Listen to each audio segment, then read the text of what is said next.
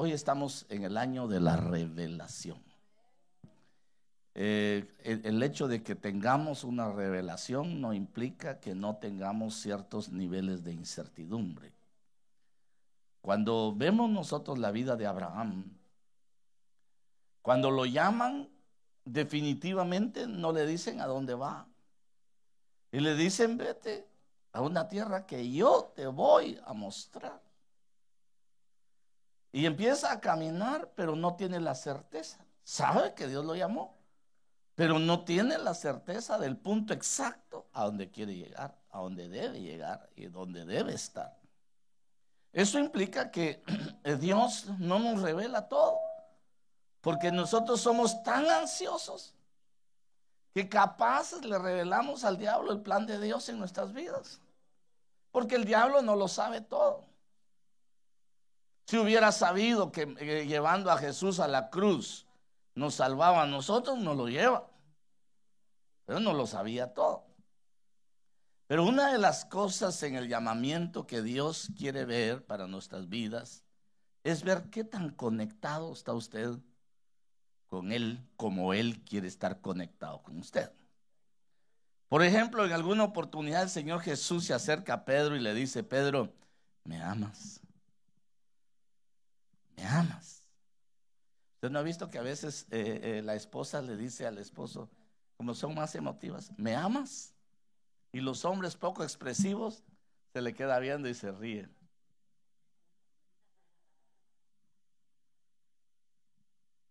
¿Me amas? Y hay un punto bien interesante. Usted sabe que desde el punto de vista idiomático o del idioma, a nosotros nos dicen: Pedro, ¿me amas? Pero realmente no le está diciendo eso, sino que le voy a poner otro ejemplo para que pueda entender esto de Pedro que le quiero decir. En esa lengua que le estaba diciendo, que se llama quechí, dice: ¿cómo estás? ¿Cómo se dice cómo estás? Entonces dice: masala chol. ¿Sí? Masala chol, chol es corazón. Entonces dice, no dice ¿cómo estás? Le dicen a uno que está preguntando. No es cierto. Está diciendo: ¿está contento tu corazón? Entonces el otro contesta, según el idioma, dice: estoy bien, sain chol. Pero no es estoy bien, sino dice: está contento mi corazón. Entonces cuando Jesús está hablando con Pedro y le dice: ¿me amas? Así no lo traducen. ¿Me amas, Pedro? Pero lo que le está diciendo en lingüística, le llamamos a eso, está diciendo: ¿está tu corazón atado al mío como el mío está atado al tuyo? No es una expresión simple, sino le está diciendo: estás en perfecta unidad conmigo como yo lo estoy contigo. A nosotros nos dicen: ¿me amas? Y no es eso. En el fondo le está diciendo: tú sabes que te quiero. Querer y amar no es lo mismo. Hasta Rafael lo dice, ¿verdad? Porque dice que hasta confunde la noche con el día, dice, ¿verdad? Pero esto que Jesús está hablando es una dimensión de conexión en la que le quiere saber si Pedro sabe por sí mismo si realmente ha entendido quién es Él y quién es Jesús. El problema es que no pasa el examen, Pedro. Generalmente el cristiano está más interesado en recibir la provisión que tener una conexión. Y la conexión no es más que una comunión, una coinonía, una armonía, una relación, una interrelación práctica, firme y estable que le permita saber qué está aconteciendo entre uno y el otro, entre Dios y usted. Entonces Jesús se acerca, está atado tu corazón al mío, como el mío lo está al tuyo. Y aquel le dice, te quiero. La respuesta en lingüística es te estimo, te aprecio. Pero apreciar, estimar, no es lo mismo que amar. La estima y el aprecio viene a dimensionar una relación de amistad superficial. Pero el amor que le está preguntando si me amas, le está diciendo, ¿me has conocido profundamente quién soy? Para que yo pueda enviarte a trabajar por lo mío. Y usted va a ver la gran confusión de Pedro, que al final le dice, Señor, tú sabes todas las cosas. Nosotros como cristianos tenemos que dimensionar que si bien es cierto que esperamos de Él nuestra provisión, de Dios nuestra provisión, porque es nuestro proveedor, pero como nuestro Dios tenemos que tener una conexión. Usted se recuerda que dice, amarás al Señor tu Dios, ¿cómo dice el mandamiento? Por sobre todas las cosas. Eso es un amar, es una conexión, es una comunión. Y la comunión no es una simple relación, es el resultado de un proceso.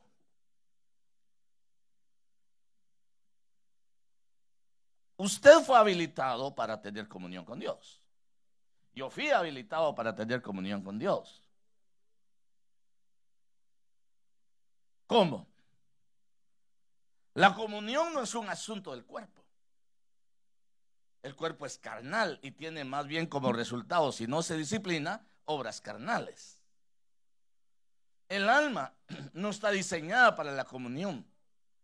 El alma está diseñada para la estima y la relación emocional, intelectual y rendimiento de voluntad. El que tuvo que ser despertado en nosotros para sostener una comunión con Dios fue nuestro espíritu. Y nuestro espíritu, cuando es respetado o despertado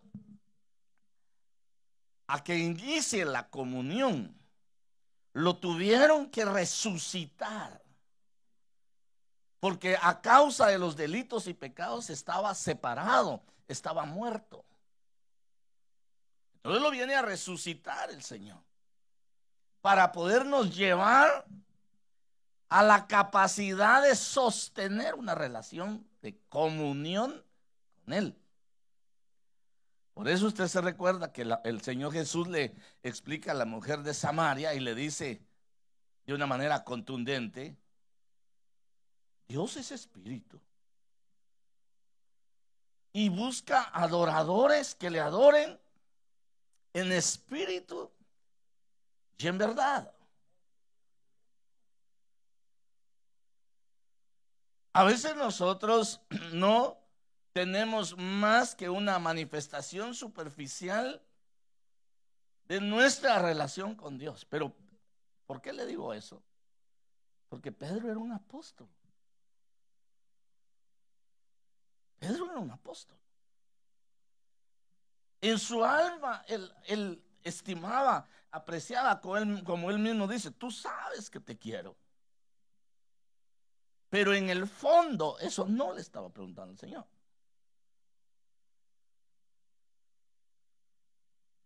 quizás si nosotros nos aplicamos el test de Pedro, vamos a salir desaprobados. Porque viene el Señor, oyendo a aquel Pedro que tenía la sensibilidad de la revelación.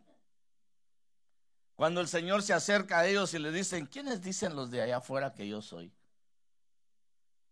Unos dicen que eres un profeta, otros dicen que eres Elías, y tienen diferentes conceptos. ¿Y ustedes quién dicen que yo soy?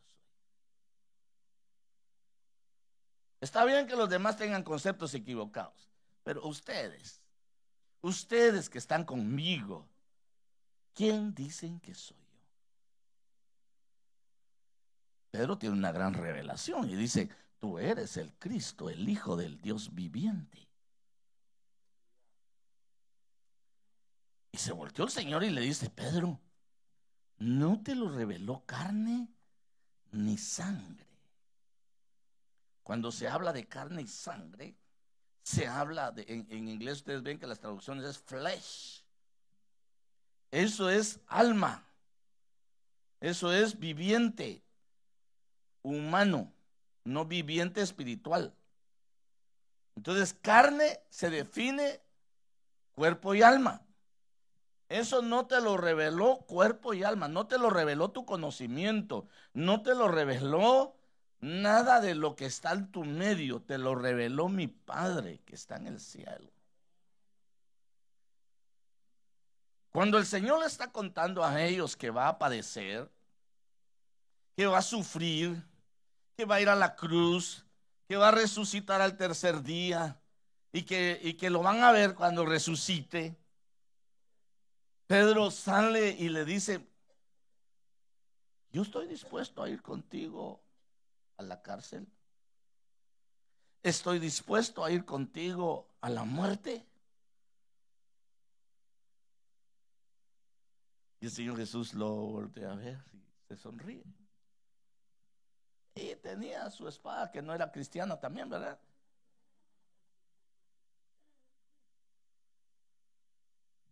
Y le dice en otra oportunidad: Pedro, te pidieron para zarandearte.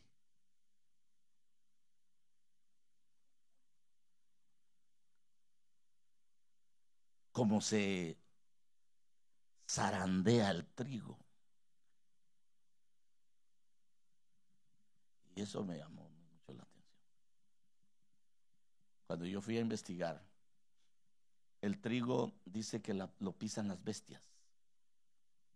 En el campo generalmente para la trillada hacen una era, un tronco en el centro, un poste en el centro, y sueltan los animales y van echando el trigo en el centro donde van pasando, a manera que se vaya desprendiendo el grano y vaya quedando solo la paja. Cuando ya está desprendido el grano, usan un bieldo, una herramienta de 3 hierros así, para levantarlo donde hay viento, y el viento se lleva la basura y cae el grano. Pero después ese trigo que quedó todavía tiene pegada todavía muchas cosas, entonces lo meten en como un cernidor, como una criba que le habla la Biblia, y lo van friccionando así a manera de que le desprenda. Salud. Bless you. Para que se le desprenda lo que se le ha pegado de su naturaleza. Entonces, cuando le están diciendo a Pedro: Pedro, te pidieron a zarandearte como a trigo. ¿Usted se imagina que Pedro le había dicho: Señor, dijiste que no? Yo he rogado para que tu fe no falte. Eso es duro.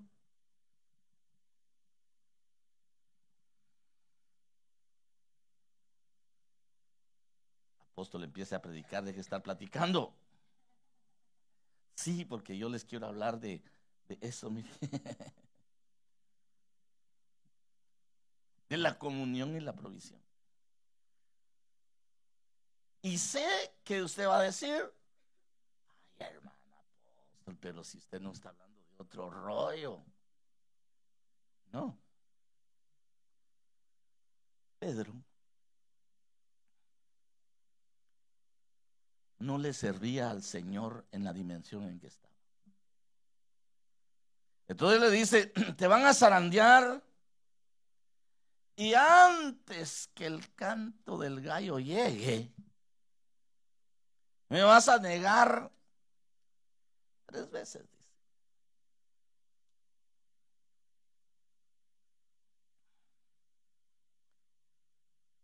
Pero yo he rogado.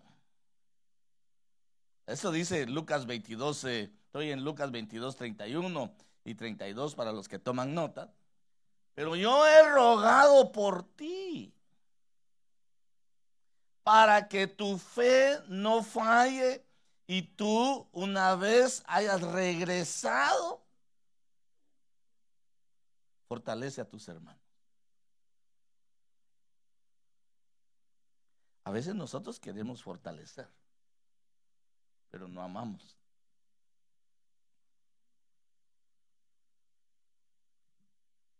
Todos nosotros dice que exhortamos, edificamos o consolamos según la profecía. Ok.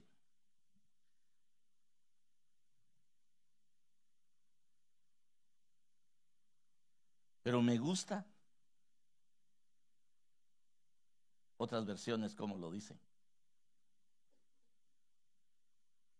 ¿Usted cree que Pedro era un apóstol? Yo también. ¿Que era un siervo del Señor? Amén. ¿Que lo pulieron? También. Entonces, mire, le voy a mostrar unas versioncitas acá. La Alfonsina dice, pero yo he pedido por ti, estamos en el verso 32 de Lucas 22, para que tu fe no falte. Y tú, cuando vuelvas en ti, ayuda a tus hermanos a permanecer firmes. O sea que él no estaba firme, por eso no podía afirmar a otros. Pero yo he orado por ti, la versión al día, para que no te falle la fe. Y tú, cuando te hayas vuelto a mí, fortalece a tus hermanos. ¿Qué está diciendo? Que no estaba con él.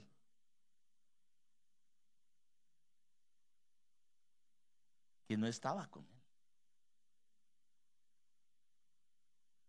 Le vamos a otras versiones, pues. Hermanos Kadosh. La versión Kadosh, porque hay hermanos Kadosh. Cada 8 días aparece.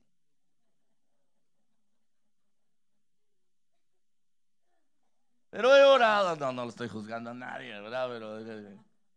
Pero he orado por ti, Simeón, que tu confianza no falle. Y una vez que hayas vuelto, ¿en qué dice? En arrepentimiento. Fortalece a tus hermanos.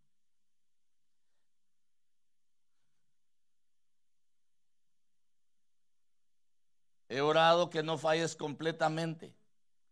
Cuando te hayas arrepentido, Pedro, y hayas vuelto a mí, fortalece y cultiva la fe de tus hermanos. La Torre Samad dice, mas yo he rogado por ti a fin de que tu fe no perezca y tú cuando te conviertas.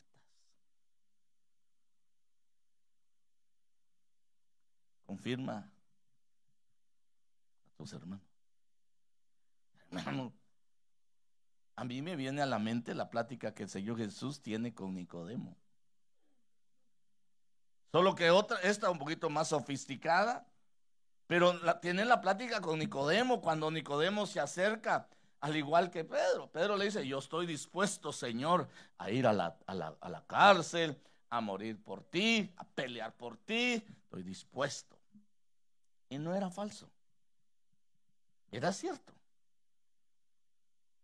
Pero él todavía no había hecho un proceso que le explican a Nicodemo. Nicodemo se acercó igual que Pedro y le dice, maestro, rabí, cuando se hablaba de rabí, se habla de mi maestro. No era mismo llamarle maestro que mi maestro. Entonces cuando se acerca le dice, mi maestro, yo sé que tú vienes del cielo. Juan capítulo 3. Porque nadie haría estas cosas que tú haces si no viniera de lo alto. Como que al igual que cuando Pedro le dice que está dispuesto a sufrir por él, no le hace caso, ni le hace caso a Nicodemo el Señor, sino que le dice, Nicodemo, te es necesario nacer de nuevo. Pero aquel en su alma, en su intelecto, en su voluntad, en sus emociones y en su cuerpo, en el flesh que estamos hablando, en el alma, en la carne, le dice, ¿cómo así? ¿Volver yo al vientre de mi madre? ¿O cómo un hombre viejo puede volver al vientre de su madre?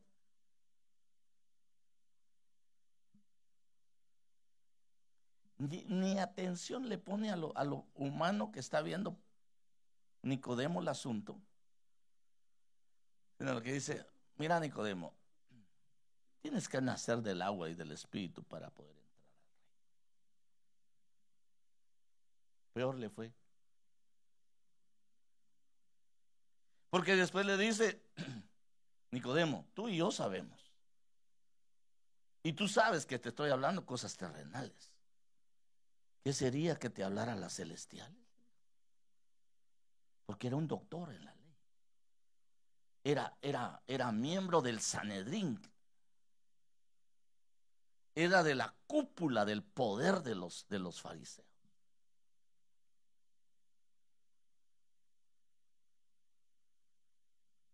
Tienes que nacer de nuevo. Y aquí a Pedro me lo están regresando al principio. Porque nacer de nuevo lleva un proceso mínimo de 4 pasos.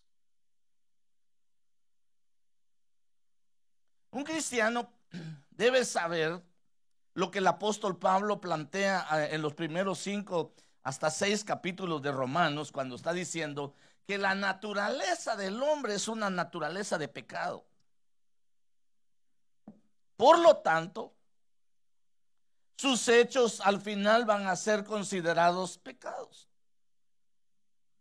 Por su naturaleza va a dar a luz hechos pecaminosos. Por ejemplo, si usted tiene una su plantita ahí de pera afuera, la compró chiquitita, no tiene peras, pero su naturaleza es que cuando madure, ¿qué va a dar? Peras, esa es su naturaleza. Entonces Pablo está diciendo, el hombre por naturaleza es pecaminoso, tiene una naturaleza de pecado. Entonces sus resultados van a ser pecados. Cuando está hablando de la naturaleza, le está diciendo que por nosotros mismos jamás hubiéramos conocido la oportunidad de llegar al Padre. Si no esa naturaleza tuviera una promesa de cambio y de transformación mediante la muerte o la resurrección.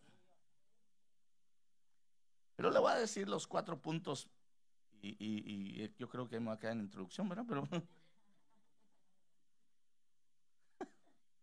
entonces, mire,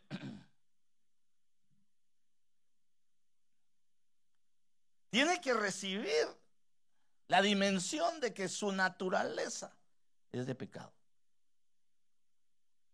Y que eso no lo puede cambiar ningún hombre, solo Dios, por medio de Jesucristo.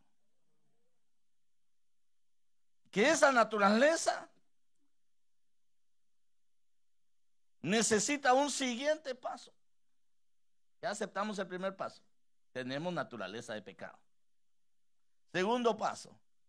Tiene que ser humilde para aceptar que ninguna otra persona es responsable de sus hechos, sino que él mismo. Usted sabe que mucho cristiano vive justificando ¿por qué fallaste? Ay, porque esto, ay, porque lo otro. No es humilde, nunca acepta que él es el único responsable de sus hechos. Entonces, para nacer de nuevo, en su segundo paso, tiene que dimensionar que tiene la responsabilidad única él de sus hechos. ¿Por qué me fue bien? Porque decidí bien. ¿Por qué me fue mal? Porque decidí mal. Y nadie más es responsable. Yo soy el responsable de tomar las decisiones en mi vida. Eso le están tratando de decir a Nicodemo. Entonces le están diciendo otra situación.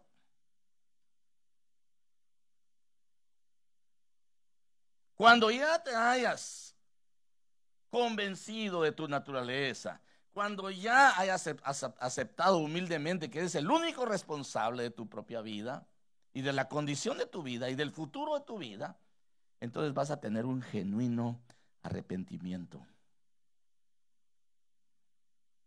Cuando tengas un genuino arrepentimiento, va a haber una genuina conversión al Señor. Y cuando tengas una genuina conversión, entonces tienes acceso al perdón de tus pecados. Y cuando tengas el acceso al perdón de tus pecados, en quinto lugar tendrías el honor de ser llamado integrante del grupo de los santos.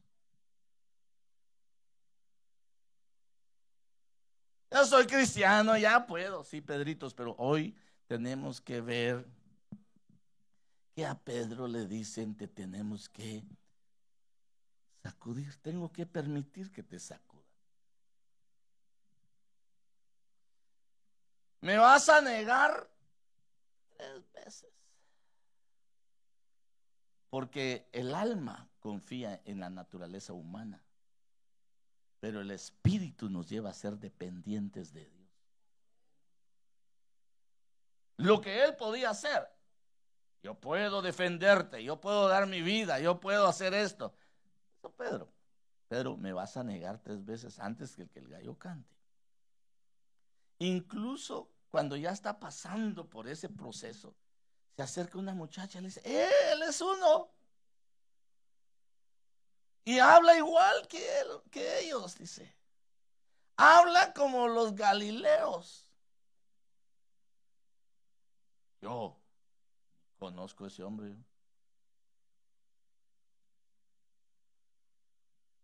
Hay un comentarista que dice que cuando vio pasar al Señor Jesús, lo estaba negando la tercera vez. Y dice que le rebotaron en su mente y en su corazón las palabras que le dijo: antes que el gallo cante, me vas a negar 3 veces.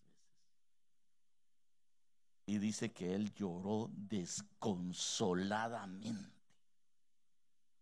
Pedro se puso a llorar desconsoladamente porque se cumplió lo que el Señor le había dicho, y hasta entonces entró en un arrepentimiento.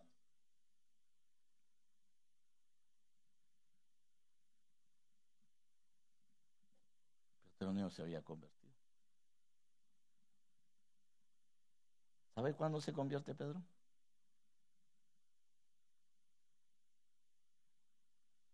Usted quiere seguir en el viaje, ¿verdad? Aquí le están diciendo: cuando te conviertas, vas a tener la capacidad de fortalecer a tus hermanos, afirmar, establecerlos. Cuando te hayas arrepentido y hayas regresado a mí, entonces vas a poder fortalecer a tus hermanos.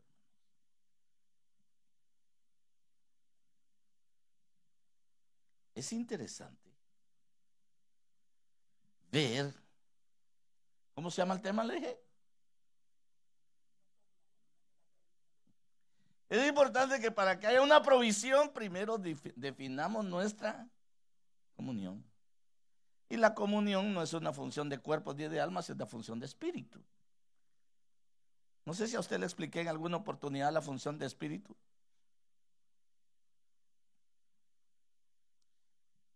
Nuestro espíritu tiene una bueno, elementalmente tres funciones. No voy a hablar de todas las funciones del espíritu, pero por lo menos tres. La intuición.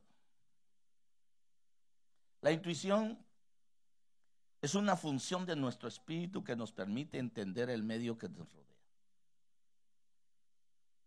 Discernir el medio que nos rodea. Aunque usted no lo entienda, ay, yo me di cuenta, yo creo que cabal sabía antes lo que iba a pasar. Ese es su espíritu. Yo pongo un ejemplo que digo, se levantaron y están caminando por ahí, ay, la hermana fulana o el hermano fulano, y de repente le suena el teléfono y dice, hola, hermana, no te vas a morir, ahorita estaba pensando en ti. No, nada de que ahorita estaba pensando en ti, no, el espíritu suyo está funcionando y está entendiendo el medio que le rodea. Por eso la comunión no es un asunto del alma ni del cuerpo, es del espíritu. Porque la comunión es solo nuestro espíritu el que es capaz de sostener una comunión con Dios. Nuestra alma es engañosa, es teatral. Si usted quiere convencer a alguien, se pone a llorar de verdad y lo convence, hermano.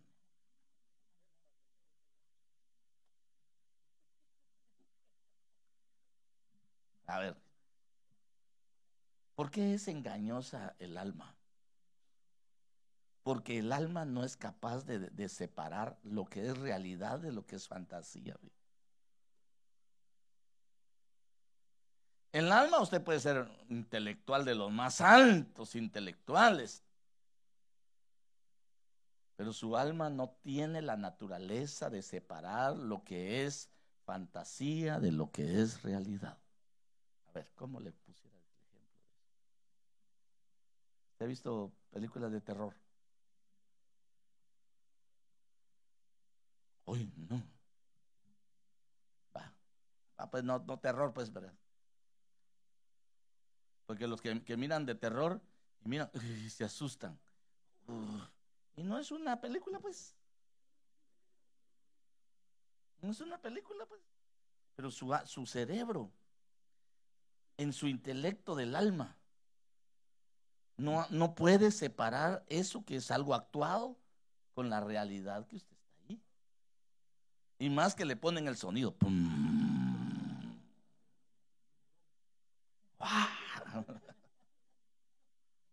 No puede separar la realidad de la fantasía. Otra vez. ¿Han visto novelas alguna vez?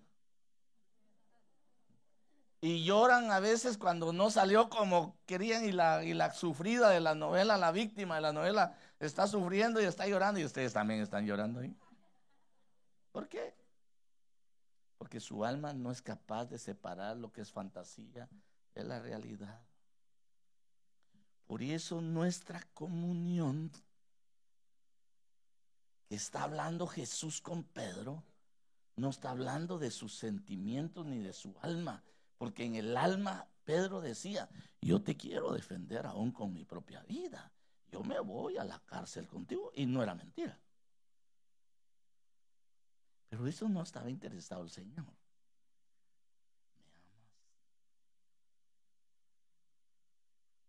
¿Me amas?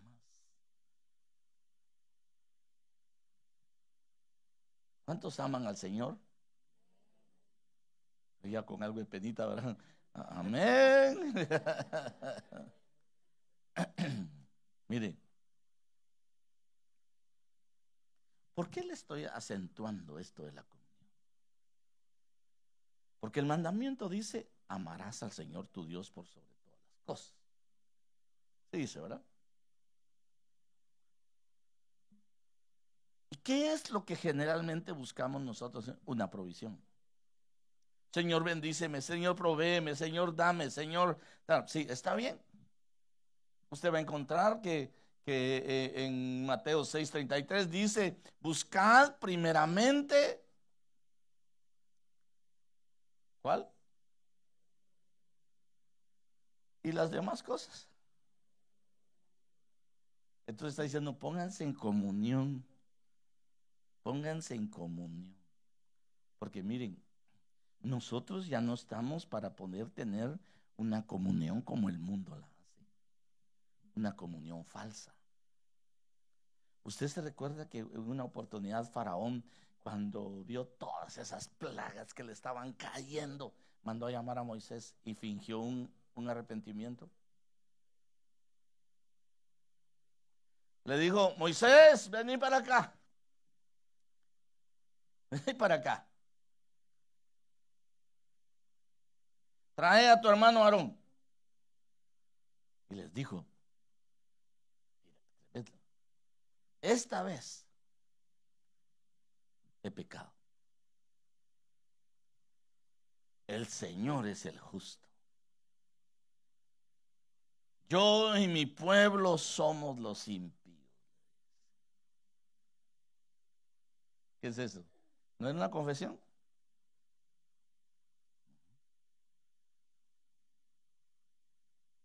Pero a la manera del mundo.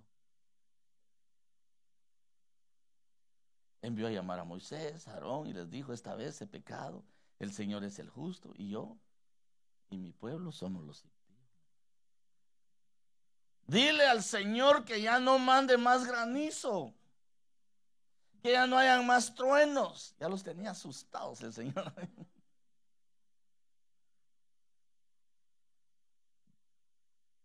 Y Moisés le dice en los versículos siguientes: solo voy a salir de acá y voy a ir y voy a levantar mis manos y el Señor detendrá esto. Y así fue. Y vuelta de nuevo la mula al trigo, dicen aquellos, ¿verdad? Entonces, se le olvidó. Mientras estaba bajo la prueba, la dificultad, la situación adversa, tuvo un redargüimiento, pero no tuvo un arrepentimiento, ni una conversión. Igual mucha gente cristiana piensa que porque lloró el día de la campaña, lloró el día del culto, tuvo un genuino arrepentimiento. No, no es lo mismo arrepentimiento y conversión que remordimiento. Hay mucha gente que llora de remordimiento. ¿Sabe qué es el remordimiento? Son sentimientos reprimidos que de repente podemos soltar y nos ponemos a llorar. Hermanos, que Pedro lloró desconsoladamente y así estaba yo. Sí, pero Pedro ahí empezó su proceso de arrepentimiento.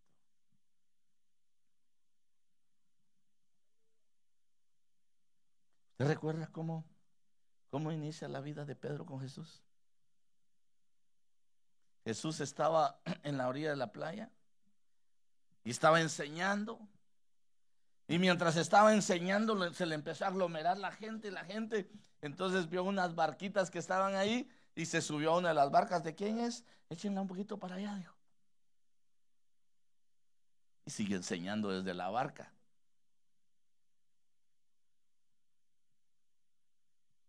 Y en agradecimiento a Pedro le dice: ¿y qué pasó, Pedrito?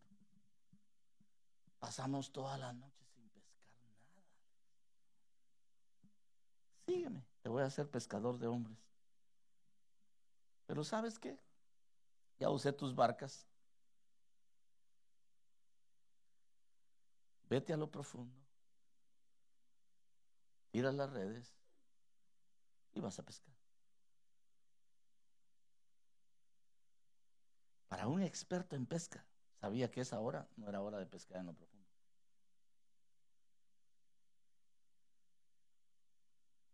Pero Señor, estuvimos toda la noche y no pescamos nada.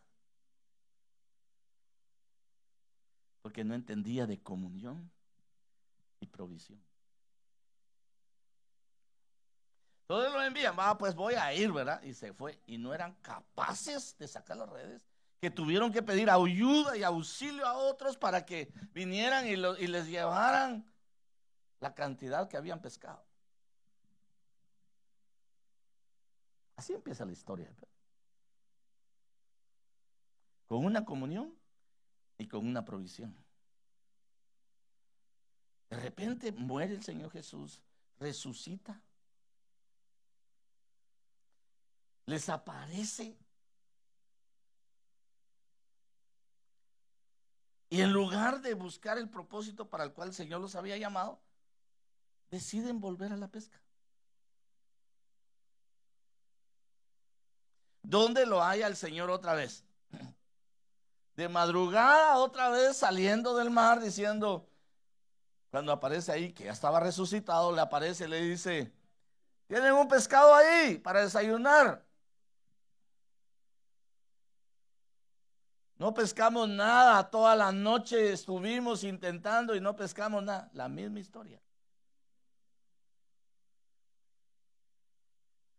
¿Sabes qué? Echa la red a la derecha.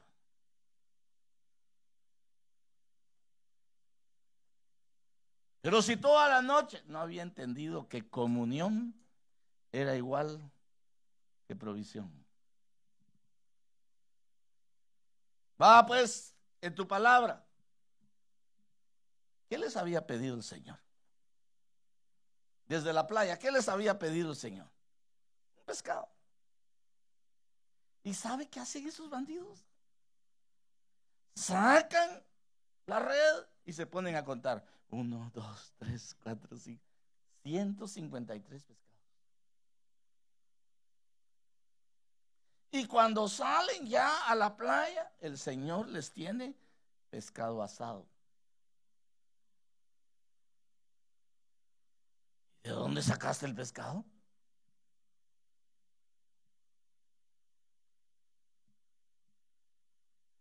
Y les da desayuno. Y les da pan.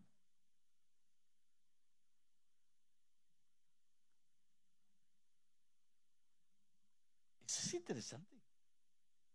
Usted ha leído uno de los salmos, creo que es el 50, donde dice, el Señor dice, si yo tuviera necesidad, yo no te lo diría a ti, le dice. Ni te pediría a ti, le dice. Porque el Señor es el dueño de la tierra y de la plenitud.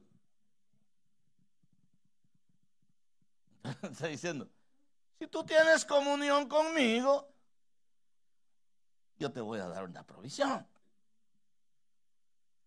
Pero el problema es que la gente busca la provisión sin comunión.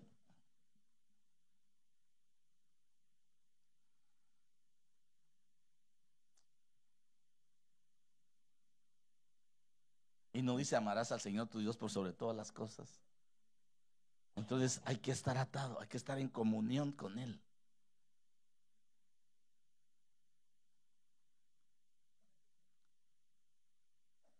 El impío piensa, impío está en la iglesia, es incrédulo. Impío es incrédulo. Mucho impío piensa, mucho incrédulo piensa que Dios no lo va a traer a cuentas. Te va a pedir cuentas. Dice la Biblia que nosotros vamos a entregarle cuentas de todo cuanto hicimos cuando estuvimos en el cuerpo. ¿Qué va a tener control Dios de eso, hombre? Dicen algunos.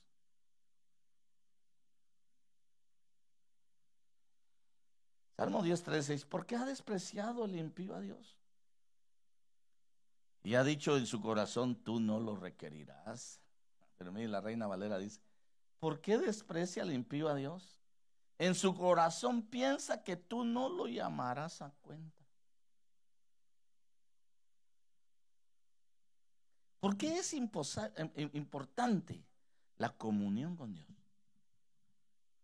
No solamente por la provisión, sino por la capacidad que nos da el Espíritu Santo de llevarnos constantemente a redarguirnos de todo pecado, a arrepentirnos y estar en constante edificación de nuestras vidas. ¿Cuánta gente después de que recibe al Señor Jesús se mete a la iglesia y nunca revisa su arrepentimiento y nunca revisa su conversión? Ya me convertí, dice, ya me convertí. No, hay que revisarlo. Pedro tenía ya casi 3 años de estar con el Señor Jesús. y no había revisado bueno, no digamos Judas, ¿verdad? No revisa. Voy a poner otro ejemplo, pues hermano, párele un poquito, está muy duro, ya no miro lo duro, sino lo tupido.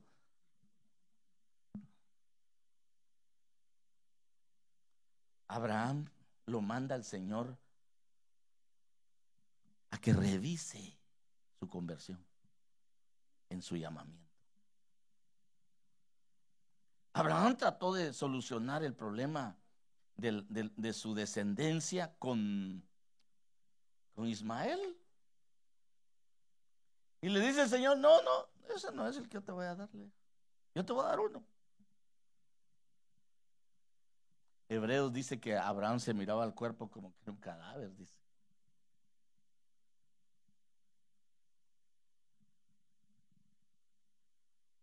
Y cuando él se pone a revisar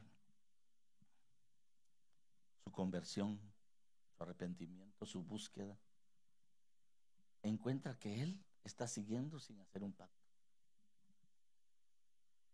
Entonces cuando tenía 99 años se circuncida para hacer un pacto. A ver, ¿cuántos varones hay aquí? Si lo tuviéramos que circuncidar ahorita.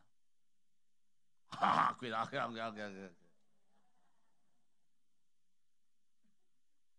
Y no con anestesia, no con bisturí, con pedernal. De verdad era una hazaña. Porque la Biblia dice que nosotros como varones debimos haber sido circuncidados al 8º día. ¿Y usted sabe por qué al 8º día? Clínicamente.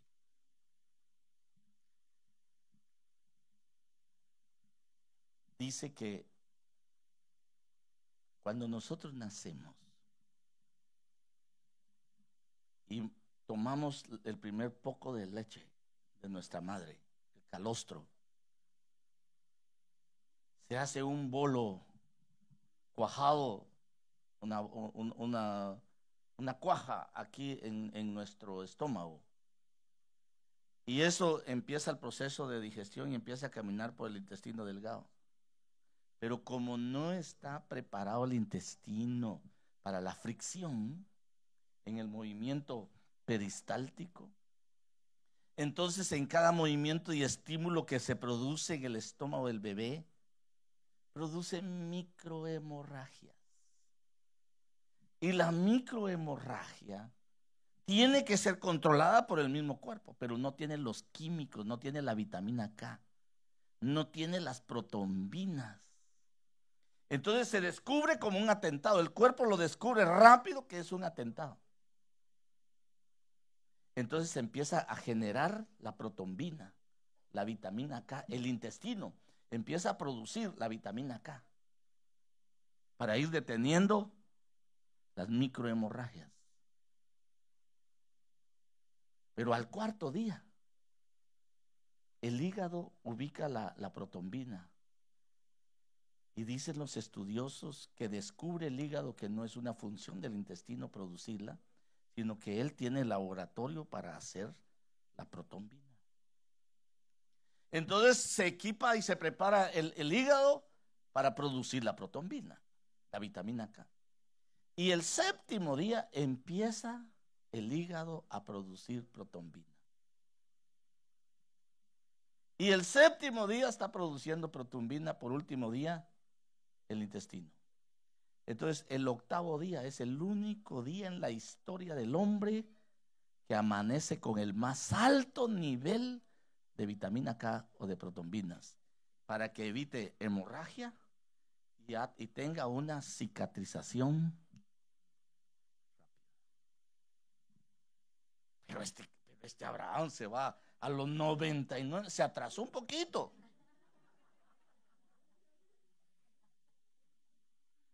Pero hay que entender que Abraham era un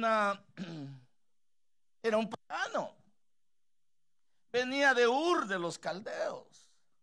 Ur de los Caldeos no era más que la urbe donde estaban los agoreros, adivinos, sortílegos, hechiceros. Era del oscurantismo más fuerte que podía haber en ese tiempo ahí. Era un pagano. Y también iba en un proceso de conocer a Dios como nosotros. Solo que a nosotros nos revelaron el camino, la verdad, la vida, el proceso, cómo entrar. Entendiendo nuestra naturaleza, arrepintiéndonos, convirtiéndonos, a manera de que podamos tener la dimensión de sacudirnos lo que el mundo nos pegó, lo que la naturaleza nos pegó. Eso le están diciendo a Pedro. Te vamos a quitar lo que la naturaleza te pegó. Por eso te van a zarandear como trigo.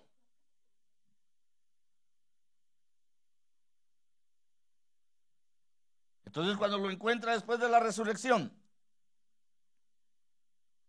y ya tiene el pescado, ¿cuál era el problema? ¿La pesca o la provisión? La comunión. Le está diciendo Pedro, yo no necesito que me lo traigas porque yo ya lo pude sacar. Y ya le había dado otra enseñanza a Pedro. Cuando iban entrando al pueblo y les dicen, tu maestro paga impuesto, y lo oyó el Señor Jesús y le dice, Pedro, agarra el anzuelo y tiralo ahí, mira, y vas a sacar un pescado, abrirlo y ahí hay una moneda y pagar el impuesto y nos vamos, le dice. No tenían, pero lo sacaron y se lo dieron. O sea, él ya sabía, Pedro había sido enseñado que la provisión no era el problema, que el problema era la comunión. ¿Cuál es el problema del pueblo actualmente?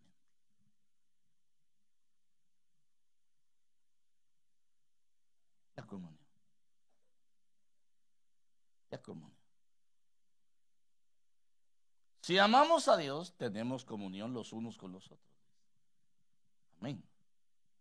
Pero hay que tener comunión con Dios. Si amamos, o sea, si está conectado mi corazón con el corazón de Él. ¿Me amas?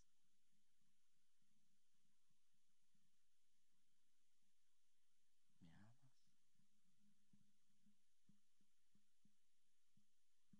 ¿Está tu corazón atado al mío como el mío al tuyo? Atas filus mi. Si el Señor le preguntara hoy, ¿está tu corazón atado al mío como el mío al tuyo?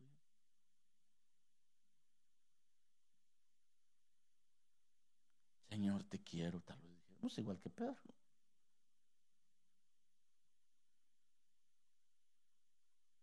Necesitamos crecer en la comunión.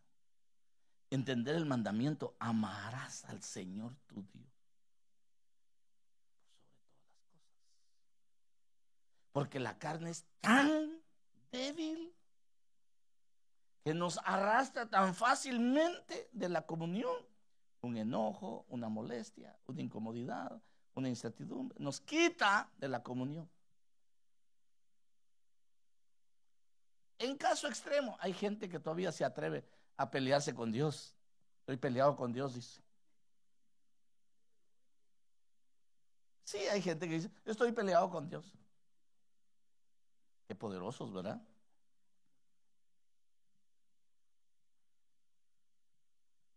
Hace un tiempo, mi catedrático me dijo a mí, yo me peleé con Dios desde que tenía 12 años, me dijo. Eras muy poderoso, le dije. De plano ganaste la batalla, le dije. Pero vio que yo se lo tomé en broma y en chiste. Porque yo tengo un concepto de Dios distinto al de Él. Dejé de creer en Él. Es tu problema. Pero Él no dejó de existir porque vos no creías, le dije. Además, las consecuencias de tus decisiones no las va a vivir Él, le dije. Vas a vivir vos, le dije.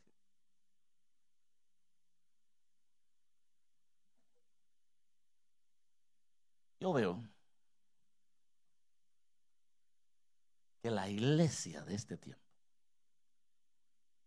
debe revisar su arrepentimiento, debe revisar su nacimiento de nuevo, porque es una iglesia que viene a los tiempos finales, donde va a exigirle una verdadera conversión, una verdadera manifestación del perdón del pecado para participar de una verdadera santidad.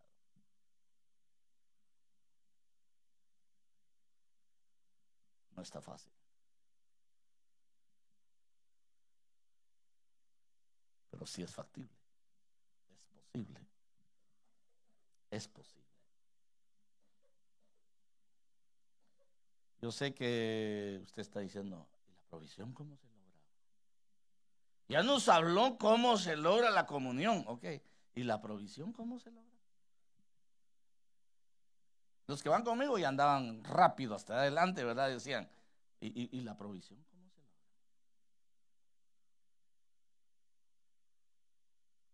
Y voy pues, los que temen al Señor. Salmo 34:9. Temed al Señor, vosotros sus santos, pues nada les falta a aquellos que le temen. Ah, ¿quiénes son los santos? Le dije. Los que pasaron su verdadera manifestación de naturaleza, su humildad para aceptar la responsabilidad, su arrepentimiento genuino y su conversión, llegaron al perdón y entonces fueron considerados entre los santos. Ah, temed al Señor vosotros sus santos, pues nada les falta a aquellos que le temen. Los leoncillos pasan necesidad y tienen hambre, mas los que buscan al Señor no carecerán de bien alguno.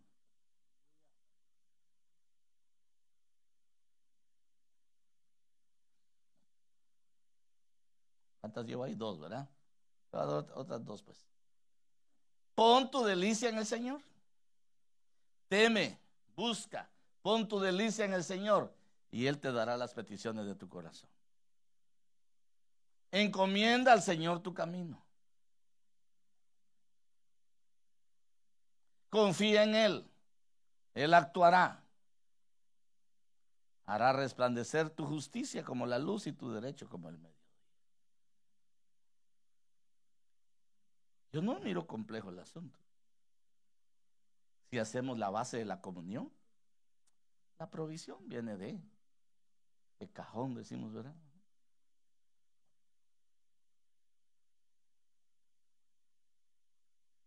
Yo creo que lo voy a dejar acá. Llevo 59 minutos 30 segundos.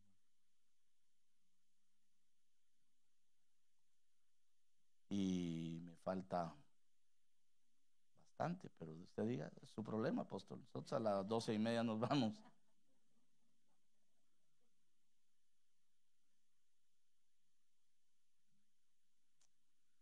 Si nosotros no revisamos lo que el Señor Jesús nos está diciendo,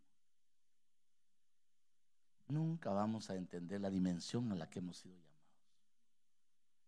Es lo que le decía. Vengan para acá un momento, vamos a hablar.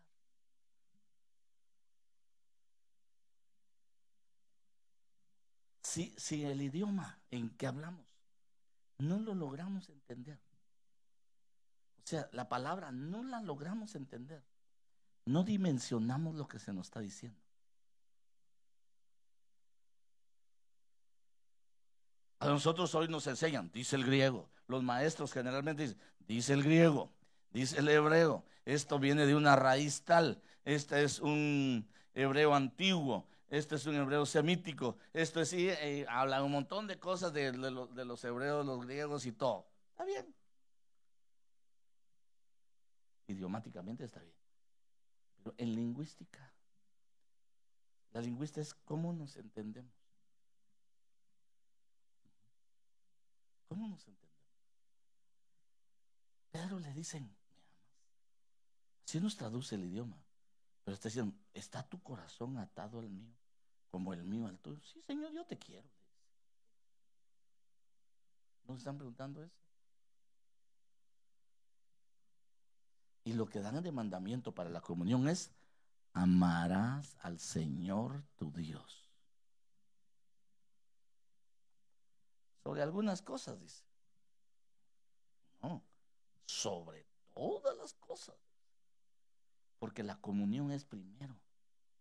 y después la provisión.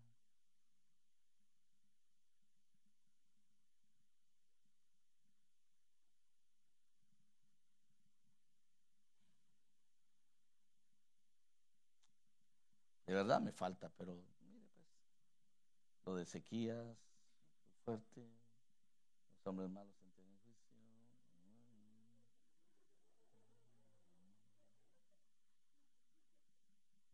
De verdad me falta, pero la gente, si no les viene una prueba, una dificultad, no busca a Dios. Si los hacía morir, entonces buscaban a Dios. Entonces se volvían solícitos en busca del Señor. Usted no vio como el efecto que produjo el ataque del 9/11, ¿no? Que va a ver que reviente un bombazo en Corea o en Irak o en algún área del Oriente Medio. ¡Pum! Ahí va. Señor, ya viene la tercera guerra mundial. Y si hay tercera guerra mundial, viene el Señor. Ahí va a ver.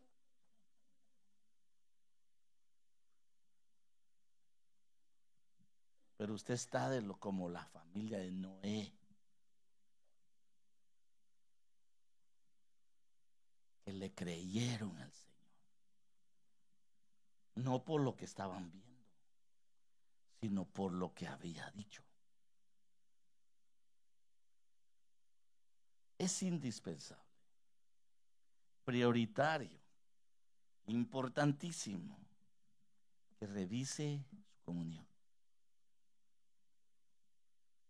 Y entonces va a venir una verdadera provisión. Dios es bueno. Dios es bueno.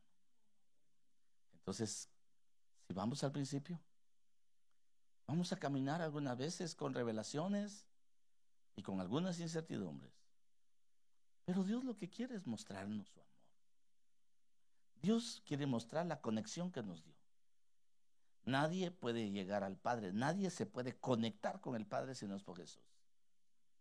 Y Jesús quiere conectarnos con Él. Y la forma de conectarnos con Él es mediante el nacimiento de nuevo. Es la plática que tiene con Nicodemo, es la plática que tiene con Pedro, de llevarlos al mismo proceso en diferente instancia. Y con esto voy a terminar. Porque el Señor,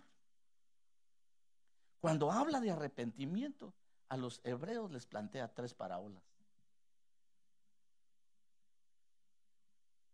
Había una oveja perdida, dice. Y cuando la encontraron, hicieron fiesta porque la habían encontrado. Hay un hombre que tenía 2 hijos y uno se fue a la casa. Y cuando volvió en sí y retornó, le hicieron fiesta. Usted sabe que a la oveja se le busca, pero al hijo se le espera. Una vez yo iba a mi carro en la ciudad donde el Señor me tiene con el privilegio de predicar, y había un bandido que no había llegado a la iglesia, ¿verdad? Pero es un hijo, malcriado, pero es hijo. Vi que me bajó su ventanilla en el semáforo, me bajó su ventanilla y se agachó a ver así. Entonces yo bajé mi ventanilla de ese lado y me dice: ¿por qué no me ha ido a buscar? ¿Por qué no ha buscado esta oveja perdida? Porque no eres oveja. Me decías papá, y si me dices papá, eres mi hijo. Y al hijo no se le busca, se le espera, le dije. Allá está tu casa, te está esperando hasta que vuelvas en sí. Revisa tu arrepentimiento, le dije. Allá nos vemos. Se puso en verde y me fui. A la semana estaba ahí.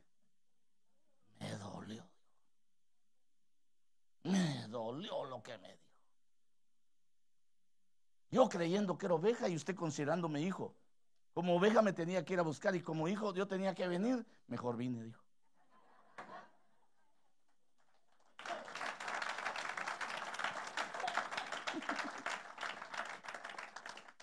Pero hay una última parábola, ¿verdad? Estaba yo en las parábolas. Como dice que ya por la edad se me olvidan las cosas, ¿verdad? Una parábola de las 10 monedas. Esas se las daban a una jovencita que se comprometía en matrimonio. y las entregaba el día de la boda. Y tenían que estar cabales. Por eso estaba afligida, angustiada cuando dice, perdí la moneda. Barrió toda la casa, o sea, revisó su arrepentimiento. Encontró la moneda y dijo, alégrense conmigo, porque perder una moneda cuando alguien estaba comprometido en matrimonio era símbolo de adulterio, era símbolo de infidelidad. Por eso se alegra. Entonces ustedes están comprometidos en matrimonio con el Señor. No pierda la moneda. Revise la casa. Revise la casa. Por eso está diciendo el apóstol Pablo, yo los desposé como a virgen pura. Como una virgen pura. Entonces tenemos monedas y hay que revisar el arrepentimiento. Hay que barrer la casa, porque estamos comprometidos en matrimonio. Porque si no encontramos eso, somos considerados infieles, impíos, pues. Ay, señora, yo como quisiera seguir, porque dice que pastor con micrófono es peligroso, dice, entonces mejor. Y un día me dice un hermano en Colombia, me dice, no, ya no aguanta, ya se cansó. Pero ese día era un seminario. Y yo les prediqué de 9 de la mañana a 3 de la tarde. Entonces, sí aguanto, le dije. Sí aguanto. Y aquí podemos seguir, pero el hambre no la aguantan ustedes. Ay, Señor amado, ha sido un privilegio estar acá. Muy lindo el Señor que nos ha permitido estar acá. Entonces yo quiero invitarle que se ponga de pie y que le diga al Señor, Señor, dame la luz de tu palabra. Dame la luz de tu palabra, para que en mi corazón,